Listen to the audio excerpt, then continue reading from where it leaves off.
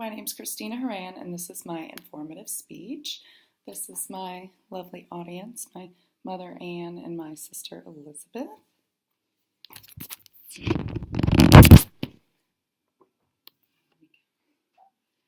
Right, so the Center for Disease Control estimates that around 6,000 babies are born in the United States with Down syndrome each year.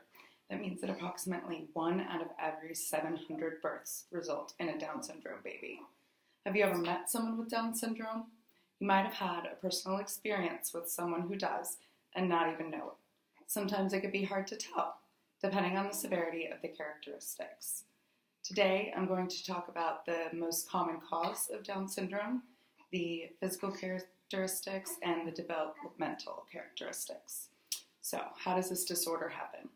Everyone's genetic material is coded in their genes, making every individual unique. Genes are carried on chromosomes within the nucleus of cells. Most people have a total of 46 chromosomes, 23 from their mother and 23 from their father. But most people with Down syndrome have 47 chromosomes. There's an extra copy of chromosome 21, which is why it's also commonly referred to as trisomy 21. It's the most common chromosome disorder and genetic cause of intellectual disability. 95% of the time, there is extra genetic material. It occurs because of an error in cell division, something called non-disjunction. Non-disjunction results in an embryo when 3 copies of chromosome 21 are present instead of the usual 2. Prior to or at conception, a pair of 21st chromosomes in either the sperm or the egg fails to separate. As the embryo develops, the extra chromosome is replicated in every single cell in the body. This is something that has not been linked to alcohol or drug use or really anything on the fault side of the parent. Additional genetic material disrupts the normal course of development, causing the characteristics of Down syndrome. Some of these traits can be a flat face with an upward slant to the eye, a short, thick neck, small ears, and a large tongue. Also common are small hands with a single crease across the middle part of the palm, and small feet with a pretty large space between the big and second toe. Heart defects, gastrointestinal problems, frequent ear infections, hearing loss, and obesity can also occur. Just like other disorders, there is a very wide spectrum, and not all of the markers of Down syndrome have to be present.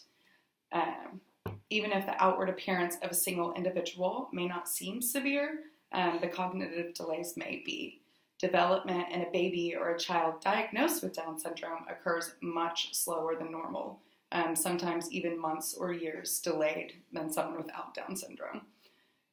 They generally grow a little slower, they learn more slowly, and have trouble with reasoning and judgment. It varies a great deal from one to the next, just the time that it takes for them to learn those skills. Sometimes early child interventions, such as physical and occupational therapy, can be very helpful.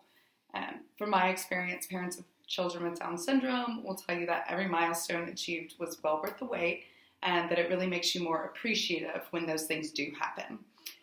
So I've just discussed the leading cause of Down syndrome, the physical and the developmental characteristics associated with it.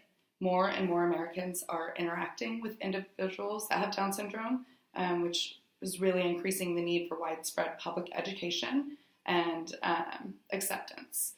With the massive amount of information available regarding this genetic disorder today, incredible medical advancements, and of course the early childhood intervention, people with Down syndrome are able to lead happy, healthy, and very fruitful lives. Thank you.